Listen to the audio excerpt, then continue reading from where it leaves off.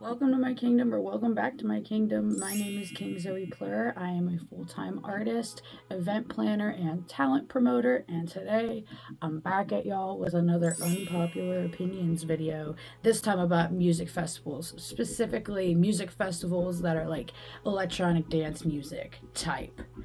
Yeah, but before we get into that, don't forget to trade some candy with the like button, give it a little, I don't know what that is. Anyway, and also don't forget to subscribe, because a lot of y'all are also forgetting to subscribe and like the video. Quick little update on where I've been. If you do not want to hear anything about this, just skip to this timestamp. I am so sorry, but if I don't say this, I'm gonna feel really weird. Anyway, I've been going through a lot lately. I have been kind of off of the internet and making videos since Sunken Suite, my last festival music video, my last festival vlog. I've been reorganizing my house. I just got through a breakup of 6 years. I was with this person and I had to move them out of my house and everything. And I'm just a little squirrel, you know, I can only do so much. So I've been really going through it lately. So I really appreciate y'all for sticking around with me here. I really appreciate y'all for still watching, liking, commenting. Really appreciated all of the subscribers I've gotten, even though I haven't been posting. I love you guys so much. And yeah, just wanted to let you know that I am okay and I'm still going to be making videos. I just had to kind of do life stuff, adult stuff. Anyway, so unpopular opinions. We got a lot of them. I know I'm going to ruffle some feathers in this. People are not going to be too stoked on me after this. Please remember to keep all of your unpopular opinions and discussions in the comments for engagement. Try to be nice to me though, because I will cry or come. I don't know. Lil Texas is the excision of hard dance. Basically, Lil Texas is this really big and popular hard dance DJ. If you don't know, producer, DJ guy, and Excision is a producer, DJ, and also runs Lost Lands. So if we see Lil Texas here throwing a hard dance festival, I mean, I would freaking love it if he did that. But what I mean by this is, like, if you have seen anyone in the dubstep community live, you have seen Excision play. If you have seen anyone in the hard dance community play live, you've seen Lil Texas play. If you see people coming to your city the most, it's usually Excision or Lil Texas. Like, the amount of times that I've seen Lil Texas and Excision is crazy. I even have a story time about getting kicked out of an Excision show. Posted that recently if you want to go look at it. I could do with a little more like variety in the hard dance DJs that get booked in my area. I mean, there's a lot of dubstep DJs that get booked in my area, but I just wish people would book someone other than Lil Texas for once.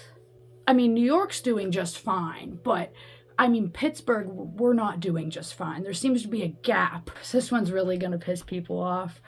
I don't think kids should be allowed at most festivals. Before you start your keyboard fingers, okay? Listen, halt.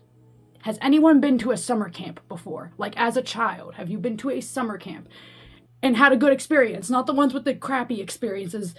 Don't think about it. I'm sorry if I reminded you. If you've been to a nice little summer camp, I used to go to a science camp where they would like take us into the science center and we'd do cool little science things. If they had at a festival, hear me out, a bunch of camp counselors, maybe people who have like, I don't know, a teaching license, people who are meant to take care of kids like daycare workers, and they had a place for you to drop off your kid, I feel like it would be a more inclusive experience for the kid. Like if you had activities and workshops and stuff that was very kid focused. I don't mean just a table of coloring books. If they had that, I feel like things would be much better off. But I also think the festivals are mainly not catered to kids. I mean, like, you can barely get these music festivals to cater for people who have, you know, mobility aids and other sorts of disabilities that need catered to. A lot of major festivals struggle to even have like enough food for everybody, enough water, enough like gluten-free options, vegetarian options. So I just think it's crazy to throw kids in the mix when they, like, one, didn't ask to be involved in it, and two, there's so many factors around you that you can't control. I'm not saying the parents are bad parents, but there are so many factors around you cannot control. My biggest example of this is like Nelson's Ledges, Quarry Park in, not like the actual park, but where they would throw festivals and stuff. I don't go there anymore, but like, yo, last time I was there, the amount of kids that were there just running rampant and like, you know, messing with people's flow toys, like getting into party favors. Yeah, it's not fun. It's not fun. I don't want to personally be around it, and I don't even like drink or like do stuff like that anymore, but I don't even want to be stoned or smoking a vape around a kid. A lot of people only get a couple vacation times to go out like this a year. They only get a couple times where they can be away from their job and their families for a week. So I think it's really important to just like, I don't know, keep a lot of festivals not having kids there, because it just doesn't make sense to me unless you would have like outside things for those kids to do. And there's definitely festivals that do it right, just not the ones that I've been to. That's why it's an unpopular opinion, okay? I have always, and probably will always believe until, I don't know, I don't think things will ever change, but I've always believed that the local and underground events have been better than the corporate ones. And I mean, I've never been to EDC in its heyday, or Electric Forest in its heyday, or Shambhala in its heyday. So I don't know about that, and I haven't even been to other countries before for events. So I couldn't tell you, but as an American East Coast festival goer, I've noticed that a lot of the local, smaller, like more niche type events, even on the West Coast, are a lot better than the bigger events, like the corporate Live Nation Ticketmaster events. Like, they don't give a shit about you. There's way too many people to even pay attention to who's coming in, who's going out, what's happening. A lot can also go down at local festivals, and you run the risk of running into people who don't know what the hell they're doing. Even if they are contracted to do an event, they might not actually be certified to what they're doing, because this is just a friend of a friend throwing an event. But I don't know why, anytime I've been to a bigger like corporate event, I just feel like grimy. I mean, I've never even been to ones that are that big. Like, I've been to Big Dub.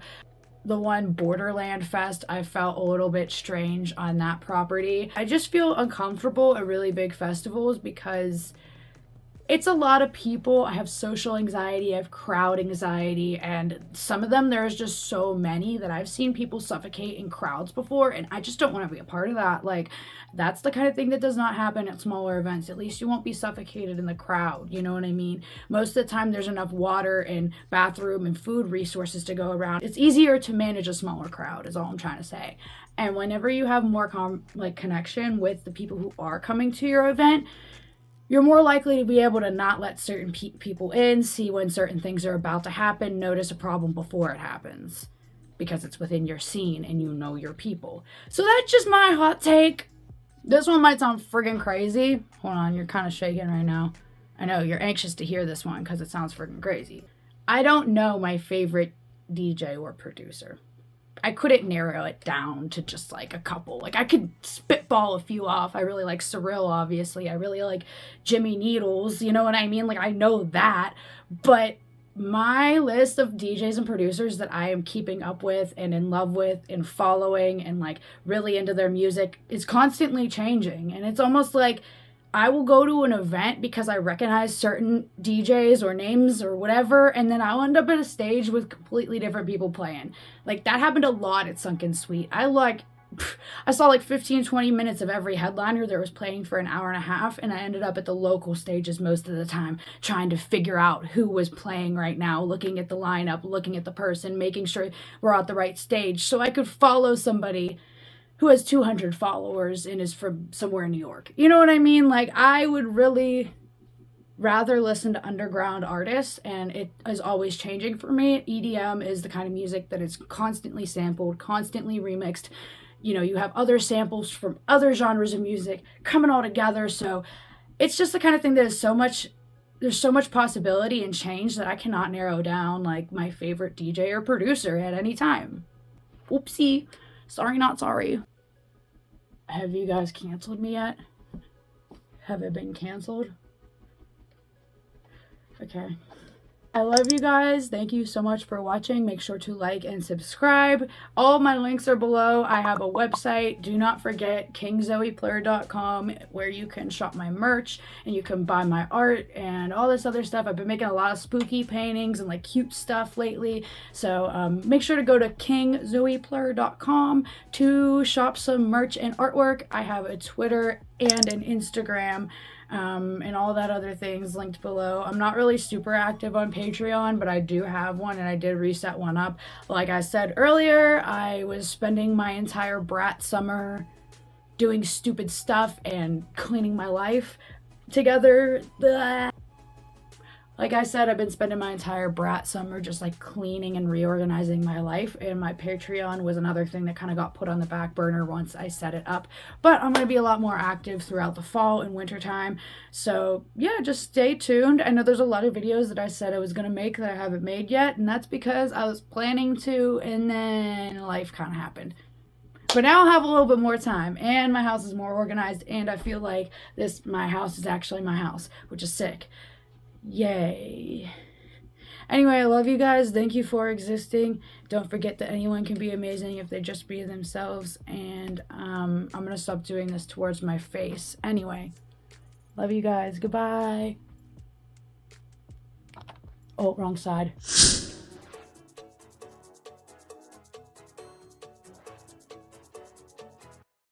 If you were to go back in time and tell 15-year-old me that 25-year-old me would be spending their entire brat summer going through a breakup that is a lot like a divorce when I haven't even been friggin' married yet, I would wonder if you're talking about brat as in the doll, because are you friggin' playing with me right now? Are you joking? I'm just a squirrel.